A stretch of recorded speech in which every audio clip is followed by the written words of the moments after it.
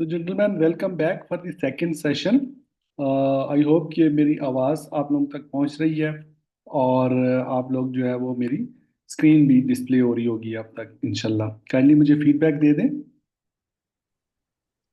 जी sir, display हो रही है। चले ठीक है, गुड। अरसलान और की Muzammil, Awaz ji thank you very much, आप दोनों ने ज्वाइन कर लिया। So gentleman, are you ready for the discussion? Yes sir. Sir, जी जी प्लीज़। सर, मेरी एक रिक्वेस्ट ये थी कि सर मैंने थोड़ी सी अकोमोडेशन चेंज किया, थोड़े शिफ्टिंग में था। हम्म। और मुझे ना वो मैंने पढ़ा है, बट मुझे वो सही तरह वो चीज़ें जो है ना, पहले मैंने 2 क्लासेस भी मिस की थी। तो हम्म। थोड़ा सा मुझे टाइम चाहिए। मैं कल वैसे छुट्टी है, हम्म। इतवार के दिन। हम्म। तो परसों से जो है ना, मैं सारा जो जितना भी सिलेबस है ना वो रिवाइज करके जो है ना क्लास में आऊँगा। तो आप मेरा यही जो भी आपको टॉपिक आपने देना वाला तो इंशाल्लाह मैं परसों आपको वो सुना दूंगा। क्योंकि अभी अच्छा चले। मुझे वो उस तरह ग्रिप हासिल नहीं होगी, क्योंकि चीज़ें मुझे आइडिया है, लेकिन वो मैं प्रॉपरली इस तरह एक्सप्लेन नहीं कर तो सकूंगा। मतलब आपने प्रॉपर उसको एक दफ़ा स्टडी नहीं किया तो वो जाहिर है फिर जी। उस हिसाब से जी। चलें, नो प्रॉब्लम। ब- ठीक है। मैं मंडे को इंशाल्लाह फुली प्रिपेयर हो के आऊँगा, तो उस दिन गुड, आप। ज़बरदस्त। चले जी अरसलान, आपसे हम स्टार्ट ले लें। Arsalan, ji are you sir, ready? Sure. जी जी सर। चले गुड। अच्छा, आप काइंडली प्लीज टेल अस और explain us something about the protection of hazardous chemicals. जो हैज़र्ड कम्युनिकेशन में हमने पढ़ा था to protect our self from the hazardous chemicals और hazardous substances, what are the two main methods for that, and what you can explain us in that in this regard? जी sir, thank you so much giving me chance to explain what I learned from this lecture. Sir, first of all तो जो इस lecture में हमने learn किया, that is the hazard communication system that it was established by OSHA to communicate the hazards and its characteristics to workers. To basic purpose was to develop this hazard communication standard was to communicate the existing hazard, or we can say the safety, what corrective So, measures we can take to protect the has we can say how to we protect from these existing hazards of chemicals. So after that, when our international standard that is called the JHS Global Harmonized System developed, so OSHA uh, uh, I think, as you explained, was directed OSHA modified to directed adopt, towards this GHS. yes, was adopt this standard, Hmm. That is a international standard now. और ओशा सबको यही recommend करता है कि वो उसी को follow करें, जिसमें वो सर जो एक हमें एक्सप्लेनेशन देते हैं कि how to prepare the labels and STS. जो कि लेबल्स में एक बेसिक डेफिनेशंस होती हैं या एक बेसिक चीज़ें होती हैं कि जिसमें उसकी एक लोगो होगा, पिक्टोग्राम और कोड वर्ड्स और फर्स्ट एड्स इंफॉर्मेशन। लेकिन जो एसटीएस होता है उसमें एक कंप्लीट इंफॉर्मेशन होती है, और जिसके 16 सेक्शन हैं कि जिसमें मुख्तलिफ चीज़ों को एक्सप्लेन किया जाता है। और उसके अलावा सर हमने यहाँ पे सीखा फ्लेमेबल लिक्विड्स, कंबस्टेबल लिक्विड्स और पेरोफेरिक लिक्विड्स, जिसमें आपने एक्सप्लेन भी किया था कि flammable liquids are those liquids that have flash points below 199 Fahrenheit. Yes. And meanwhile, combustible liquids that I think flash points 140 to between 200 Fahrenheit. Hmm. E- Yes, that's all. Achha, chale, good. That's wonderful. At least you are able to express your ideas in a fair manner. So if we sum up all these things, कि hazard communication में हमने देखा कि ओशा का एक hazard जो कि 2015 में सुपरसीड हो गया, और उसके बाद जीएचएस जो ग्लोबल हार्मोनाइज सिस्टम है उसको इनेक्ट किया गया, और ओशा ने भी डायरेक्ट किया कि उसी को अडॉप्ट किया जाए, ठीक है, इवन यूनाइटेड स्टेट्स के अंदर। सो जब हम अपने हैजर्डियत और जीएचएस ने पहले ओशा का जो अपना हैजर्ड कम्युनिकेशन का स्टैंडर्ड था उसके जरिए उन्होंने क्लासिफिकेशन की हुई थी ऑलरेडी, डिफरेंट जो केमिकल्स हैं उनकी हैजर्डियस नेचर के थ्रू। कुछ जो है फिजिकल डैमेजेस काज करते हैं, कुछ हेल्थ हैजर्ड काज करते हैं, कुछ कार्सिनोजेन होते हैं, कुछ इरिटेटिव होते हैं, कुछ फ्लेमेबल होते हैं। So many types are there, so according to their classes they categorised, ठीक है ना, अकॉर्डिंग टू देयर कॉन्सिक्वेंसेस। तो जब उनकी कैटेगराइजेशन आपने कर ली, तो फिर उसकी इंफॉर्मेशन भी तो जरूरी है ना, मतलब आपने बताना भी तो है ना कि ये इस कैटेगरी का केमिकल है, इसके अंदर ये वाली हैजर्डियस सिचुएशन मौजूद है। तो for that they used two main methods, that is labelling and safety data sheets, that is a best practice and standardised practice. Being health and safety professional you have to do that, कि वहाँ पे आप safety data sheet और ये जो labelling है इसको properly perform करें, और अगर कहीं पे कोई लैकिंग हो रही है, कहीं पे कोई मतलब वायलेशन हो रही है, उसको आइडेंटिफाई करें, उसको करेक्ट करें। So thank you gentleman, very nice, good. अच्छा आगे चलते हैं जी। आगे है हमारे साथ अगले साथी हमारे कौन से हैं जी? Haider Ali, Haider Ali, Yes, sir. Are you ready? Yes, sir, I am. चले, गुड, जबरदस्त। सो डियर हैदर अली, आप हमें जो बताएंगे, क्या बताएंगे आप?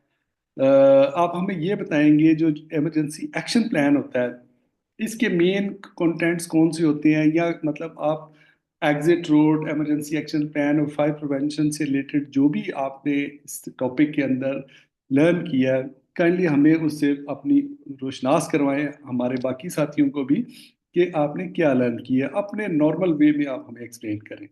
Start up. जी sir, thank you sir, thank you for the opportunity.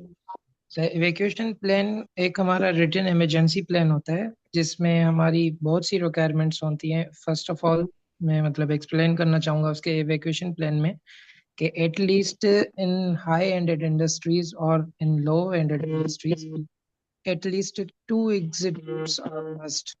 कम से कम हमारे पास उस इंडस्ट्रीज में मिनिमम, जो हमारे लो एंडेड इंडस्ट्रीज हैं उसमें 2 एग्जिट रूट्स होने चाहिए।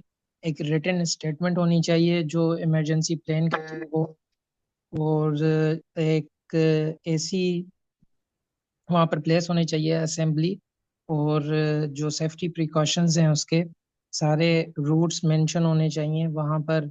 जहाँ पर फॉर एग्जांपल अगर कोई इंसिडेंट ऐसा वैसा वहाँ पर होता है, हैज़ार्डियस इंसिडेंट होता है, तो रूट्स उस तरफ के क्लियर होने चाहिए। साथ साथ उनकी जो सरफेस मतलब जिस फ्लोर पर वो जा रहे हैं वे भी क्लियर होना चाहिए। इरेगुलरिटीज को एडेयर करना चाहिए उस सेंस में, और प्रॉपर प्लेसिंग ऑफ थिंग्स होनी चाहिए उसके अंदर।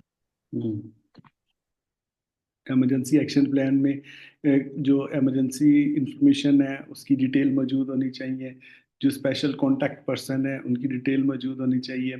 इसके अलावा इमरजेंसी में किस किस्म की इमरजेंसी में क्या प्लान ऑफ एक्शन एक्टिवेट होना है उसकी डिटेल होनी चाहिए। जी सर, और फायर ऑब्वियसली सेफ्टी वो की मतलब टीम साथ में साथ वो जो उसके रोल्स एंड इमरजेंसी के साथ रिस्पॉन्सिबिलिटीज पे हैं। नंबर्स वगैरह होते हैं, वो भी रिटन स्टेटमेंट मौजूद होनी चाहिए उसके, हम्म, क्योंकि सर प्रॉपर फ्लेमेबल ट्रेनिंग भी लिक्विड अवेलेबल होनी चाहिए। करनी पड़े होने चाहिए। जी बिल्कुल, जो स्टोरेज है फ्लेमेबल लिक्विड्स का, उनकी ऑब्स्ट्रक्शन नहीं होनी चाहिए आपके पाथ के अंदर। जो हमने पढ़ा था ना कि बेसिकली जो इमरजेंसी रूट होता है वो 3 पार्ट पे मुश्तमिल होता है। नंबर 1, जो आपका वो पाथ होता है, जहाँ पे आप खड़े हैं वहाँ से लेके इमरजेंसी डोर तक, ठीक है। और फिर emergency door is the second part. और थर्ड जो होता है वो उसका डिस्चार्ज, जो इमरजेंसी एग्जिट से जब आप बाहर निकलते हैं तो to the safe assembly area, जिसको हम सेफ्टी पॉइंट कहते हैं, वहाँ तक ये तीसरा पार्ट होता है। These are the 3 parts. और यहाँ पे जब आपने इवैक्यूएशन करवानी है, मतलब कोई भी शख्स किसी भी जगह पे खड़ा है, तो वहाँ से उसने सेफली इवैक्यूएट करना है to the point of safety, जिसको असेंबली एरिया कहते हैं। तो अब being health and safety professional, this is your responsibility that you ensure through your good planning कि आप वहाँ पे इतनी अच्छी प्लानिंग करें कि वहाँ पे मतलब है कि अगर खुदा न खास्ता कोई इमरजेंसी होती है तो उस सूरत में सबसे पहले तो ये होना चाहिए कि आपका अलार्म ट्रिगर होना चाहिए, यानी आपका जो फायर डिटेक्शन का प्लान है, जो इक्विपमेंट है वहाँ पे ऑपरेशनल होना चाहिए, उसकी प्रॉपर मेंटेनेंस होनी चाहिए, ठीक है ना। और जैसे ही वो सेंस करता है, अलार्म वहाँ पे ट्रिगर होता है, तो आपके लोग ट्रेन होने चाहिए कि जहाँ जहाँ जिस जगह पे जो भी जिस पॉइंट पे खड़ा है उसको इजीली इस चीज़ की अवेयरनेस हो कि वो एग्जिट पाथ को यूज़ करते हुए इमरजेंसी एग्जिट तक आए आराम से और वहाँ से डिस्चार्ज होके असेंबली पॉइंट तक चला जाए सेफली, ठीक है। तो उसमें बहुत सारी चीज़ें आ जाती हैं, जैसे मतलब जैसे आपने बताया कि एटलीस्ट 2 मिनिमम इमरजेंसी एग्जिट होने चाहिए। फिर इमरजेंसी एग्जिट के स्टैंडर्ड जो हमने ओशा के डिफाइन किए थे कि 7.5 फीट उसकी जो हाइट है, और जो विड्थ को भी हमने डिस्कस किया था। So being health and safety professional, अगर आपने ये टॉपिक डिटेल से डिस्कस पढ़ा है तो इंशाल्लाह वो आपको काफ़ी सारी चीज़ें उसमें क्लियर हो गई होंगी। तो ये सारी चीज़ें आपके इमरजेंसी एक्शन प्लान का पार्ट होती हैं।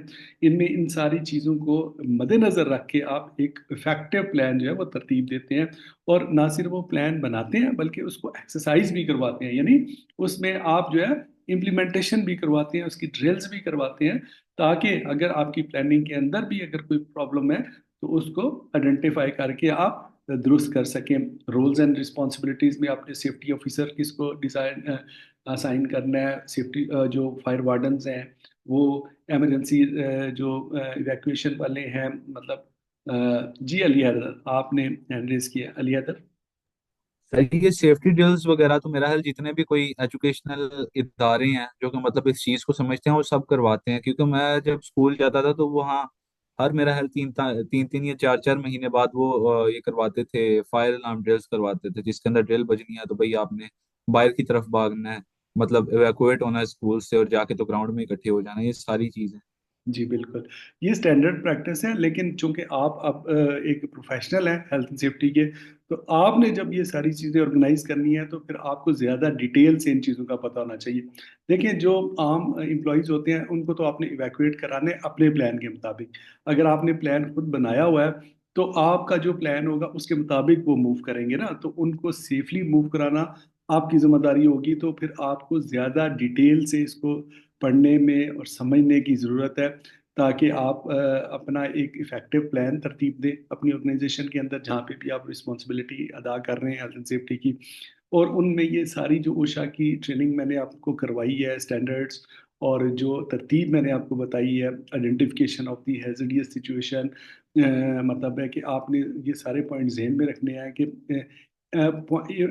ऐसा नहीं है कि सिर्फ मतलब है कि इवैक्यूएशन सिर्फ उन लोगों की होनी है जो कि इमरजेंसी एग्जिट डोर के करीब बैठे हुए हैं, वही बाहर निकले, बाकी ना निकले। नो, आपने ये देखना है कि एक शख्स अगर एक वॉशरूम के किसी कोने में भी मौजूद है किसी काम की वजह से, तो उसकी इवैक्यूएशन भी इन केस ऑफ इमरजेंसी इजीली हो सके, मतलब उसका पाथ क्लियर हो, कोई ऑब्स्ट्रक्शन ना हो रास्ते में, कोई रुकावट ना हो रास्ते में, ठीक है ना।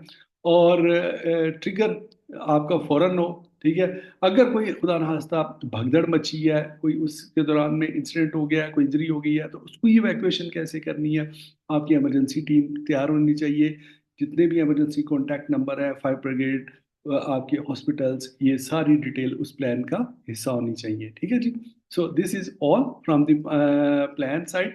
तो मेरा ख्याल है कि आप जब और मज़ीद इसको डिटेल से इंशाल्लाह पढ़ेंगे, जब स्टडी करेंगे, इसको रिवाइज करेंगे, तो इंशाल्लाह मज़ीद आपको अंडरस्टैंडिंग क्लियर हो जाएगी। तो मेरी आप लोगों से यही रिक्वेस्ट है, देखिए मैं इतनी कोशिश करता हूँ, इतनी एफर्ट करता हूँ आप लोगों को चीज़ें समझाने के लिए, तो अगर आप भी अगर इतनी नहीं तो कम से कम आधी भी इससे कोशिश कर लें इसको अपने टाइम में समझने के लिए। और फिर अगर कहीं समझ नहीं आ रही तो आप जैसे पूछते हैं माशाल्लाह, तो इसी तरह मतलब है कि आपकी अंडरस्टैंडिंग भी बन जाएगी। और वंस फॉर ऑल एक दफ़ा आपने थोड़ी सी एफर्ट करनी है, फिर सारी ज़िंदगी के लिए आपके लिए ये नॉलेज आपके माइंड के अंदर, जिस तरह वो कंप्यूटर के अंदर चिप के अंदर स्टोर हो जाता है ना, तो स्टोर हो जाएगा, फिर आपको ये बड़ा काम आएगा इंशाल्लाह आपकी प्रैक्टिकल लाइफ के अंदर, ठीक है ना। This is not a passive training के मतलब कोई रिकॉर्डेड लेक्चर आपको दे दिए जाए और बस जस्ट आप बुक पढ़ लें, या no I am live person which is telling you and making you understand each and everything. so that you would be able to perform, you will be able to perform according to this knowledge. ठीक है जी? So very well done, Mr. Ali Haider. Thank you very much. अब आगे चलते हैं जी। आगे है जी fire resistant door, बिल्कुल आपने सही लिखा। अच्छा आगे चलते हैं जी। आगे हैं हमारे दोस्त अली हैदर। अली हैदर, अभी आप बात कर रहे थे, are you ready? Yes sir. चलें, गुड। अली हैदर, आपको मैं एक जो है ना वो चॉइस देता हूँ, ठीक है?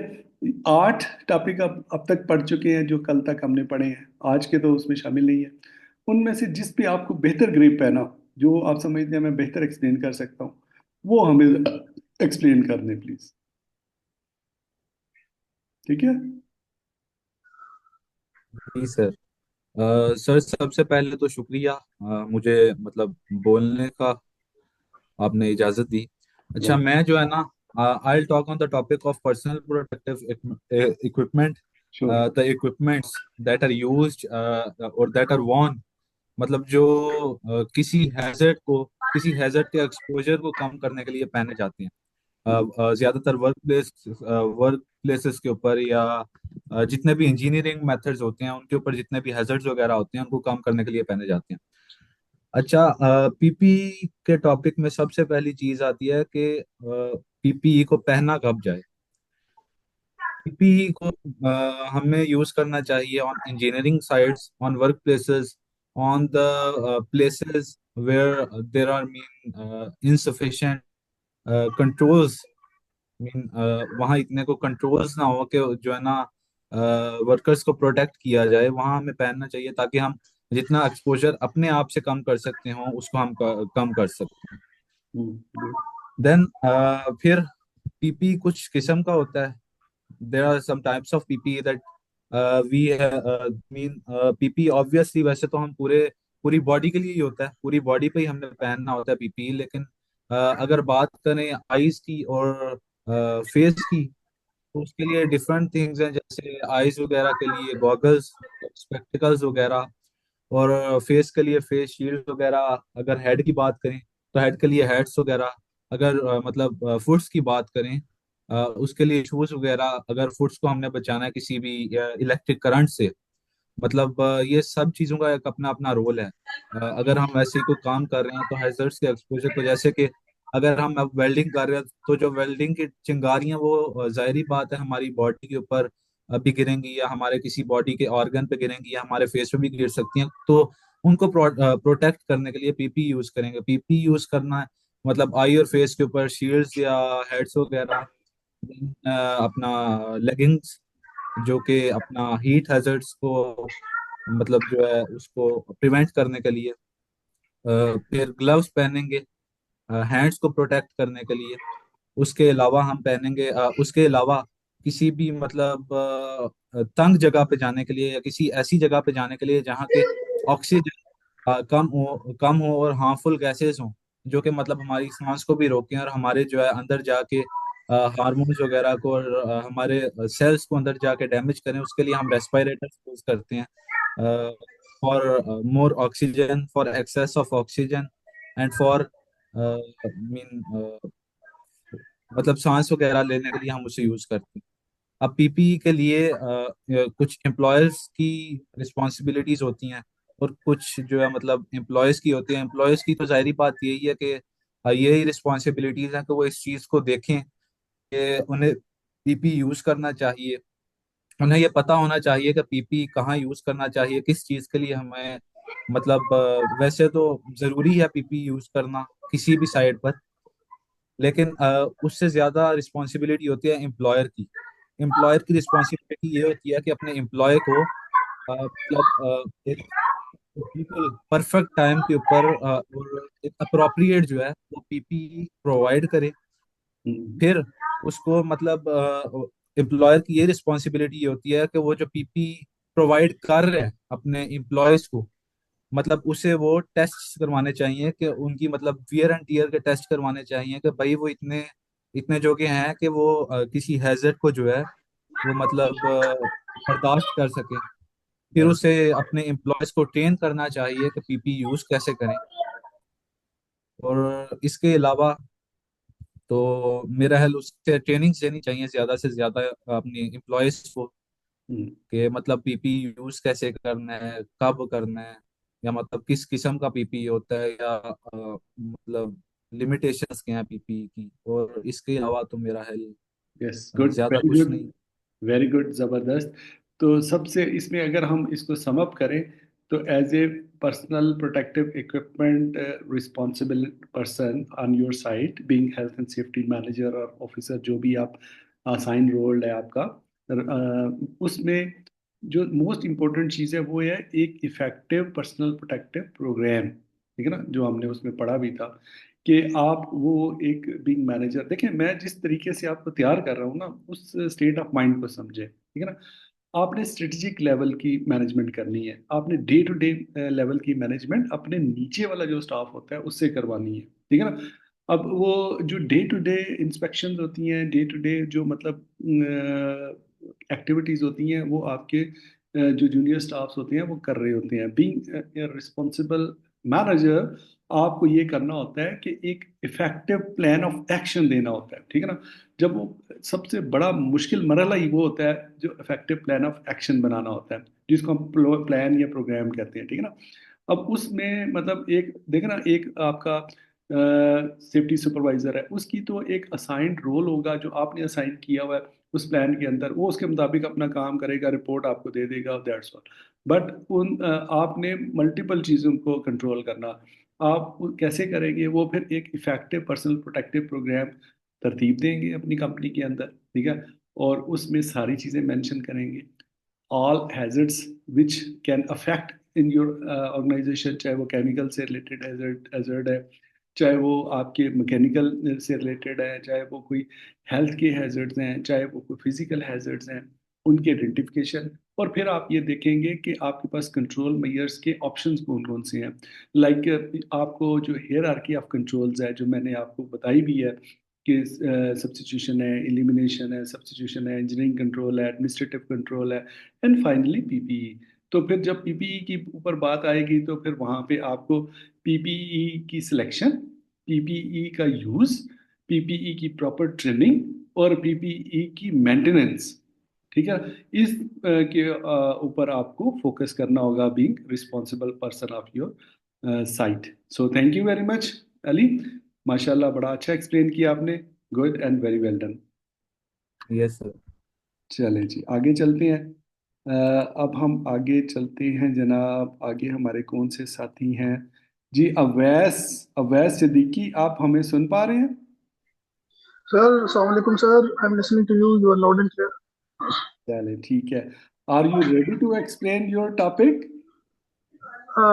Sir, I'll just talk about electrical hazards okay, which are okay, very well which done. occurs in जी बिल्कुल बिल्कुल, ज़रूर आप हमें बिल्कुल बताएं इलेक्ट्रिकल हैजर्ड्स के बारे में, क्या सीखा आपने इस ट्रेनिंग में, और क्या आपका पॉइंट ऑफ व्यू है। आप बिल्कुल, that is your turn and you can start please. sir.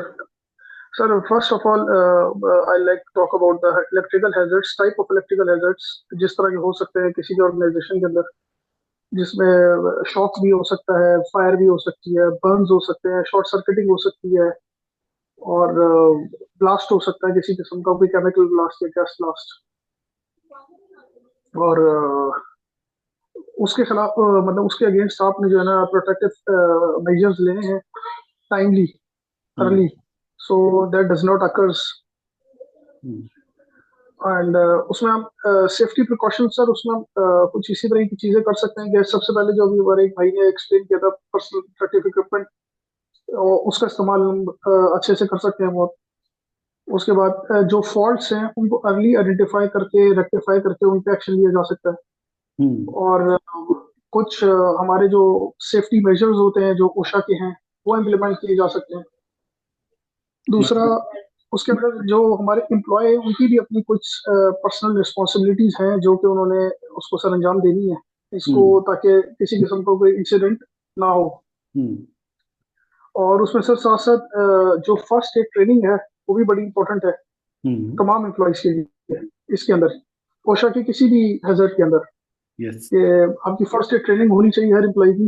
जो इमीडिएट एक्शन लिया जाएगा वो फर्स्ट एड ही प्रोवाइड किया जाएगा, उसके बाद बाकी का उस पर कोर्स ऑफ एक्शन अप्लाई होगा। एग्जैक्टली, बिल्कुल। फायर प्रिवेंशन भी इसमें, क्योंकि electrical short sir fire circuiting की वजह प्रिवेंशन से फायर भी अगर होती है, सर, फायर हैजर्ड भी still. Fire fire fighting equipment भी है सर इसके अंदर, जो बहुत ज्यादा इस्तेमाल यूज हो सकता है यस, बिल्कुल हर ऑर्गेनाइजेशन के अंदर। बिल्कुल बिल्कुल बिल्कुल। बहुत जबरदस्त। अच्छा, ये भी बताएं कि जो जो हाई टेंशन वायर होती हैं, जो मतलब बड़ी हाइट पे लगी होती हैं, इनके लिए सर स्पेसिफिक सर सेफ्टी के क्या मेजर्स हम ले सकते हैं, और क्या इनकी मतलब कैपेबिलिटीज होती हैं, किस तरह इनके अंदर जो वोल्टेज होते हैं वो हमें मतलब हमारे लिए डेंजर क्रिएट सर करते हैं। फर्स्ट ऑफ ऑल तो जब भी अगर इस तरह को कोई हम इस पे काम कर रहे हैं, इसके करीब जा रहे हैं, इसको तो हमें मेन सर्किट से ऑफ करना चाहिए। सबसे हम्म पहले हमारी प्रिवेंशन ये होनी चाहिए। हम्म उसके बाद जो हमारा जो इक्विपमेंट है, जो इसका पीप, और इसके लिए हाईली क्वालिफाइड इंडिविजुअल्स जो होते हैं जो इसको ऑपरेट करते हैं, वो एक नॉर्मल कोई भी हम जैसा कोई क्वालिफाइड बंदा उसे ऑपरेट भी नहीं कर सकता। इसके लिए हम्म आपको प्रॉपर ट्रेनिंग चाहिए और स्पेशलाइज्ड प्रॉपर। क्वालिफाइड जो इलेक्ट्रिकल सेफ्टी से रिलेटेड एग्जैक्टली, क्वालिफाइड लोग हैं, exactly sir, they should be exactly sir. Deputed on that high risky jobs. Sir sir sure sure. Immediately हमारा एक्शन तो ये होना चाहिए एज एन ऑर्गेनाइजेशन कि हम उसको इमिडिएटली आइसोलेट कर दें उस जगह को, और उस जगह से अपने बाकी के स्टाफ को, सबको मेंबर्स को मूव करा दें। जो कि आइसोलेट हम कर दे, फर्स्ट बैरिकेड स्टेप कर ले दे, सकते हैं वार्निंग साइन वहाँ पे सर। लगा दे, प्रिकॉशनरी वार्निंग मेजर्स साइन लगा लगा दे। दें। ठीक है। जी जी और सर। अपने वर्कर्स को ये भी बताएं कि अगर हाई टेंशन वायर कहीं से गुजर रही है, एटलीस्ट 10 फीट अवे रहें वहां से, जो कि अवेयर है उससे। ठीक है ना। और मतलब ये इसमें क्योंकि बड़े हैवी वोल्टेज होते हैं, तो ये जरूरी नहीं कि आप उसको टच करेंगे तो वो आपको नुकसान करेगी। इवन कि आप उस एग्जैक्टली सर। मैग्नेटिक फील्ड के अंदर भी अगर एंटर हो गए हैं तो जी सर। उसमें भी आपको लॉस हो सकता है। और इलेक्ट्रिक शॉक या इलेक्ट्रोक्यूशन या इलेक्ट्रिकल इंजरी ऐसी खतरनाक चीज है कि ये आपको दूसरा चांस नहीं देती। इसकी माइनर सी जो मिकदार होती है करंट की, वो भी आपकी लाइफ थ्रेटनिंग होती है। सिवियर फेटेलिटी हो सकती है, आपके मसल कंट्रैक्ट हो जाते हैं, मसल बॉडी के मसल काम करना छोड़ देते हैं, आपकी बॉडी के अंदर जो आपके ऑर्गन्स हैं उनका फंक्शन जो है वो स्टॉप हो जाता है due to the intervention of this current in your body. तो आप उसको प्रॉपरली मैनेज करें through a comprehensive electrical safety programme और प्लान इन योर ऑर्गेनाइजेशन। सबसे पहले तो आपका काम ये होगा, बीइंग रिस्पॉन्सिबल पर्सन, कि आप अपनी साइट को अच्छे तरीके से एनालाइज करें। जब इंशाल्लाह हम हेल्थ एंड सेफ्टी मैनेजमेंट का भी हमारा टॉपिक है, लेकिन वो मैंने रखा हुआ बिल्कुल एंड के ऊपर। ठीक है, जब आप ये जो फिजिकल एक्टिविटीज होती हैं जो अभी हम डिस्कस कर रहे हैं आजकल, इनको अच्छी तरह अंडरस्टैंड कर लेंगे ना, फिर हम ओवरऑल जो मैनेजमेंट करनी है अपनी पूरी साइट की, उसका प्रॉपर तरीका मैं आपको सिखाऊंगा इंशाल्लाह। उसकी उसमें क्या क्या चीज़ें शामिल होती हैं। तो आप अपने हैजर्ड्स को आइडेंटिफाई करते हैं, उनको करने के बाद उनके अंदर जो रिस्क मौजूद होता है उसकी असेसमेंट करते हैं, उसको एनालाइज करते हैं कि ये रिस्क जो है वो किस लेवल तक पहुंच चुका है, क्या वो लोअर लेवल पे है या मीडियम पे चला गया या हाई लेवल पे है। तो देखें, ये रिस्क असेसमेंट जो है ये आपको through experience, through doing practice, ये इसमें आपकी कैपेबिलिटी कॉम्पिटेंस बढ़ती रहती है। ठीक है ना। तो इसलिए बेसिक कॉन्सेप्ट आपको क्लियर होना चाहिए, लेकिन जब आप साइड के ऊपर ये चीज़ें परफॉर्म करते हैं तो फिर आपकी स्किल बढ़ती है इसको। ठीक है ना। तो रिस्क असेस कर लिया आपने, उसमें जो इलेक्ट्रिकल हैजर्ड से रिलेटेड रिस्क हैं उनके लिए फिर प्रॉपर आपने मिटिगेशन करनी है, मतलब उनका कंट्रोल अप्लाई करने हैं। और कंट्रोल के लिए आपके पास डिफरेंट ऑप्शंस होते हैं। मतलब अगर इंजीनियरिंग कंट्रोल करना है, आपने तो देखना है कि जो डिवाइस है, जैसे मसलन हमने उसमें पढ़ा था कि ग्राउंड फॉल्ट इंटरप्टर्स भी यूज, जीएफसीआई यूज होते हैं, जो सर्किटिंग को डिस्कनेक्ट कर देते हैं, करंट के फ्लो को डिस्कनेक्ट कर देते हैं in case of any emergency. So very well done, आपने भी माशाल्लाह बहुत अच्छा एक्सप्लेन किया। I would like to request you all people कि आप इसको दोबारा गो थ्रू कीजिएगा। देखें, मैं अगेन इस चीज़ के ऊपर रिट्रेट करता हूँ कि this is once for all. एक दफ़ा अभी आप इस थ्रो में है ना, एक मोशन में है, अगर आप इसको अच्छे तरीके से रीड कर लेंगे तो ये फॉर दी लाइफ टाइम आपकी इन्वेस्टमेंट बन जाएगी। आपकी लाइफ टाइम आपके लिए एक नॉलेज का स्टॉक बन जाएगा आपके माइंड के अंदर। तो मतलब है कि वो कहते हैं ना कि लोहा गर्म हो तो चोट मारने का मजा उस वक्त ही आता है। ठीक है, अगर अभी आप इसको इग्नोर कर देंगे, ठीक है यार मेरे पास तो मटेरियल पड़ा हुआ है, मैं 10 दिन बाद जाके देख लूंगा, अभी तो मुझे सिर्फ सर्टिफिकेट अचीव करना है। बट ब्रदर्स, मैं आपको रिक्वेस्ट करूंगा कि certificate is just a piece of paper, उसकी कोई वैल्यू नहीं है अगर आपके पास नॉलेज नहीं है। अगर आप उस सर्टिफिकेट के अंदर जो लिखा हुआ है उसको प्रूफ नहीं कर सकते practically on your work site, so that has no value मेरे कागजों में। या मैं क्या, बल्कि अब तो आपको पता है जो ग्लोबल सिचुएशन है उसमें कंपटीशन इतना है कि देखें, सर्टिफिकेट प्रिंट करवाना तो एक हार्डली वेरी इजी जॉब ना। आप किसी भी प्रिंटर के पास चले जाएं, प्रिंटिंग वाले के पास, उसको पैसे दें, वो आपको जितना कलरफुल कहेंगे वो उससे भी ज़्यादा अच्छा डिज़ाइन बना के आपको प्रिंट निकाल के देगा। But that has nothing to do with your professional competence. Competence बनती है आपकी लर्निंग से। तो इस मतलब है कि प्रोसेस के अंदर जो आप पढ़े हुए हैं, तो आप इसको मतलब चीज़ों को सीख लेंगे ना एक दफ़ा, तो फिर इंशाल्लाह ताला आप इससे आगे एडवांस करेंगे, मूव करेंगे, डीप डाइव करेंगे इनको डिटेल से और मज़ीद। आप जब इस इन नॉलेज की बेसिस के ऊपर जब आप पर्टिकुलर जो टॉपिक्स हमने डिस्कस किए इनसे रिलेटेड जब आप डिटेल की आगे रिसर्च रिपोर्ट्स, आगे गूगल के ऊपर बहुत सारा मटेरियल पड़ा हुआ है, बुक्स हैं, उनको पढ़ेंगे ना, तो फिर वो बुक पढ़ना आपको आसान लगेगा। इलेक्ट्रिकल हैजर्ड से रिलेटेड जब आप बेसिक नॉलेज सीख लेंगे ना, तो आप कोई भी बुक पढ़ सकते हैं फिर, क्योंकि आपका बैकग्राउंड बन गया होगा, आपका एक स्टेज तैयार हो गया होगा। तो आप उसको फिर ना सिर्फ रीड कर सकते हैं अच्छे तरीके से, बल्कि उसमें आपको मज़ा भी आएगा क्योंकि आपको अंडरस्टैंडिंग हो रही होगी। तो इसलिए इन इन तमाम टॉपिक्स को एक दफ़ा रिवाइज भी ज़रूर करें, इनको गो थ्रू करें, और डटा मत मारें, मतलब याद मत करें। जो कि मैं बार बार आपको कहता हूँ कि मेरे मेरी कोई एक्सपेक्टेशन नहीं है कि मैं आपसे एक जो स्कूल का स्टूडेंट होता है उसके तरह मैं आपसे वर्ड बाय वर्ड चीज़ सुनूं या डिफाइन कराऊं या कैटेगराइज कराऊं। मैं जनरल कॉन्सेप्ट चाहता हूं आपसे, जैसे आज आपने एक्सप्लेन किया अपनी लैंग्वेज के अंदर, बड़ा अच्छा लगा, बड़ा ज़बरदस्त एक इन्वायरमेंट बना। और इसमें इंशाल्लाह उम्मीद है इससे भी आपने लर्निंग की होगी, ठीक है ना। एक तो हम क्लास के अंदर जो मतलब हमारा मेथड है एक कन्वेंशनल, उससे हम लर्निंग करते हैं। एक ये भी जो इंटरेक्शन से हम लर्निंग करते हैं, फिर क्वेश्चनिंग से, फिर क्विज़ से अपने आप को एवेलुएट और असेस करके डिफरेंट एक्टिविटीज़ में डालते हैं हम अपने आप को। ना सोना जो है वो अगर भट्टी में डालें तभी वो कुंदन बनता है। तो आप लोग जितना अपने आप को अवेलुएट करेंगे, जितना अपने आप को असेस करेंगे, जितना अपने आप को चेक करेंगे, नॉलेज चेक करेंगे डिफरेंट एक्टिविटीज से, उतनी ही आपकी कॉम्पिटेंस इन्हेंस होगी इंशाल्लाह ताला। सो जेंटलमैन, कोई रह तो नहीं गया अभी? मेरा ख्याल है सब हो गए हैं। अवैस भी हो गए, मुजम्मिल तो वैसे भी इंशाल्लाह इनके लिए थोड़ा सा रिलैक्स कर दिया हमने परसों के लिए, और अरसलान भी हो गए, हैदर अली भी और अली हैदर भी। So guys, thank you very much for your great and valuable participation. इंशाल्लाह मुझे उम्मीद है इससे आपने कुछ और भी लर्निंग की होगी, कॉन्फिडेंस आपका बिल्टअप हुआ होगा, मज़ीद बड़ा होगा। तो अभी हम एक ब्रेक ले लेते हैं 5 to 7 मिनट्स की, और उसके बाद हम अपने थर्ड टॉपिक की तरफ दोबारा वापस आते हैं। So have a nice time. 5 से 7 मिनट ब्रेक करें और फिर इंशाल्लाह दोबारा मिलते हैं, ठीक है जी। Thank you very much.